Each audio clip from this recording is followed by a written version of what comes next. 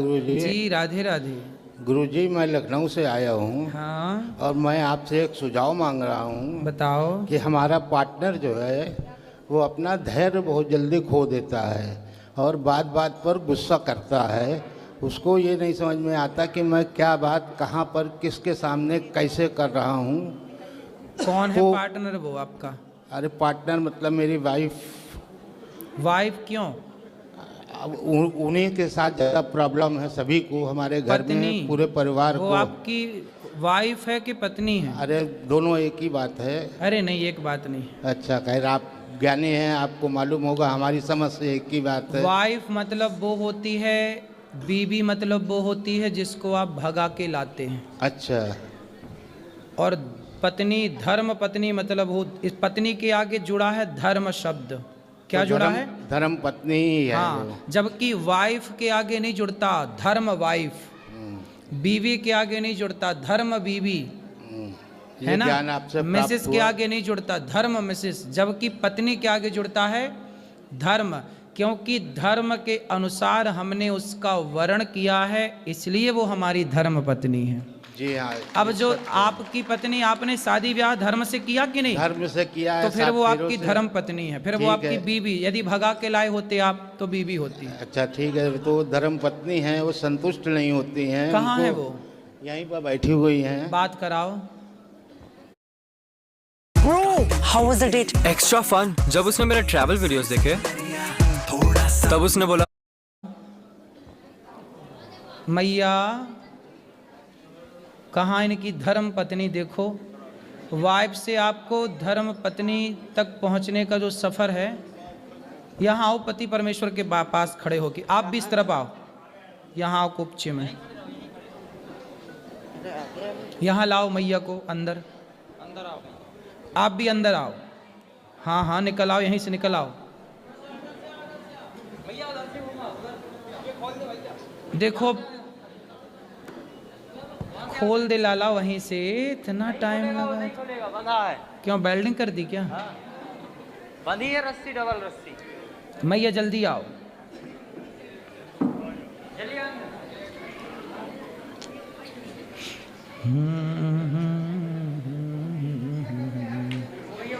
यहीं आ जाइए, यहीं आ जाइए, यहीं। मैया आओ, जल्दी आओ मेरी माँ। कैसी हैं मैया आप? मैया आप बात करो, आप बात करो। कैसी हैं आप? ठीक है। क्या नाम है आपका? शशि गुप्ता। शशि गुप्ता। ये आपके कौन हैं? पति है। पति। तो आप इनसे बात नहीं करती? करते हैं, वो मेरी कोई बात नहीं मानते हैं। नहीं मानते? नो।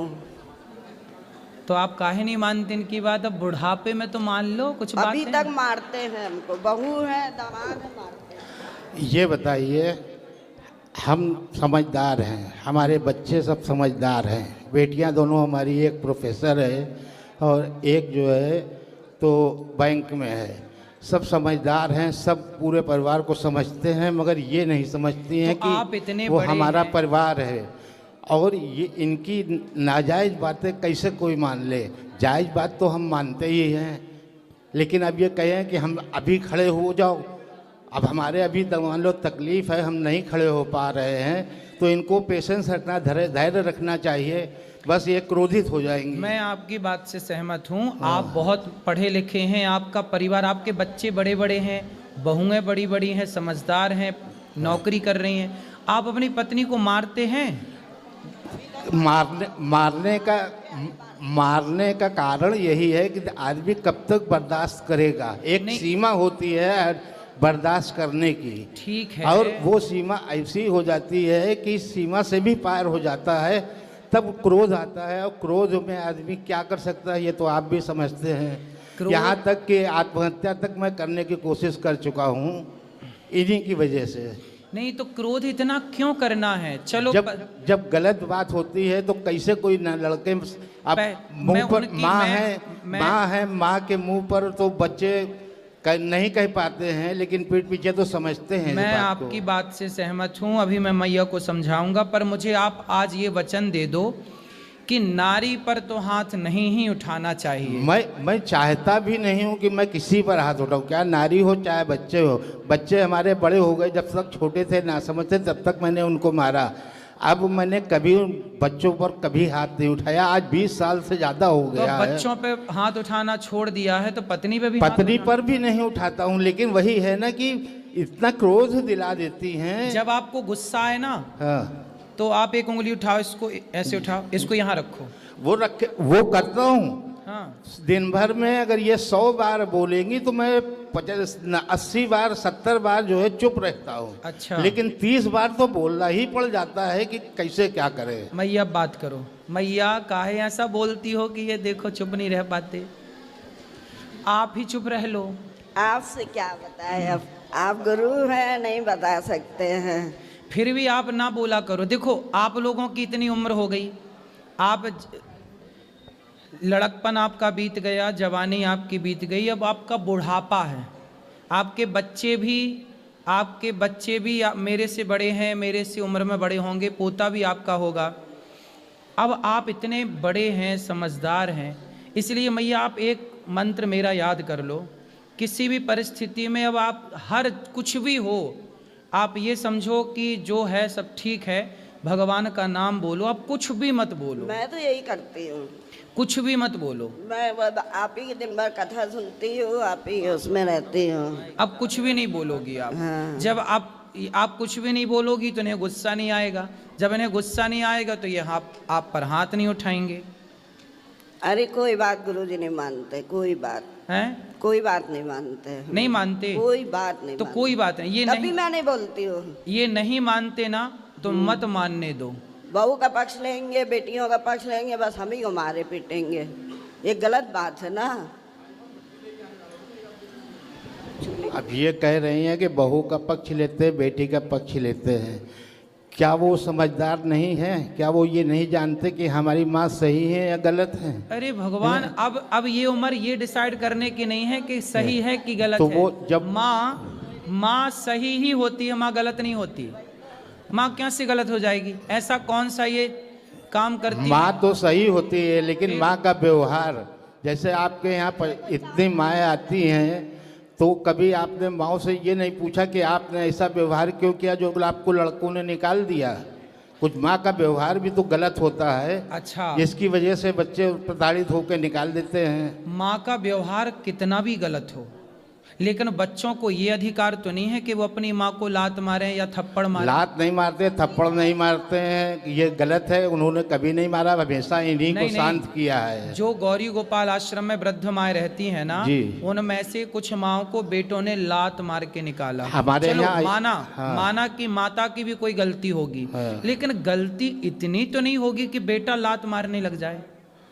लात नहीं मारता है, नहीं, ये गलत। मैं इनकी बात नहीं कर रहा हूँ, मैंने तो केवल एक उदाहरण दिया जी कि कितनी भी गलती हो, कितनी भी गलती हो माँ की, आप बाप हो ना जी, आप कितनी भी गलती करो, लेकिन बेटे का ये अधिकार नहीं है कि वो आपके गाल पे थप्पड़ मारे। अरे तो कुछ समय पहले तक बच्चों को इन्होंने ऐसा भड़का रखा था कि वो हम पर हाथ उठाने तक को तैयार थे, लेकिन अब वो समझदार हो गए। वो समझ गए कि पिताजी हमारे सही हैं, माताजी गलत हैं, इसलिए वो हमारा साथ देते हैं। ये उम्र यहाँ ध्यान लगाने की नहीं है जहाँ आप मन लगा रहे हैं कि इन्होंने भड़काया, कि बेटे ने भड़काया। ये सब गलत फहमी आपने घुसा रखी है दिमाग में, ये केवल गलत फहमी है। इसीलिए तो आपसे सुझाव मांगा कि मैं क्या करूं। हाँ, अब हम जो बता रहे हैं वो करोगे जी। आप पत्नी से और पुत्र से दोनों से मन हटाओ और अपना मन केवल भगवान के चरणों में लगाओ। अपना भला चाहते हैं तो लेकिन जिम्मेदारी जो कुछ होती है, अब कोई जिम्मेदारी नहीं है। बच्चे तो संभाल रहे हैं ना,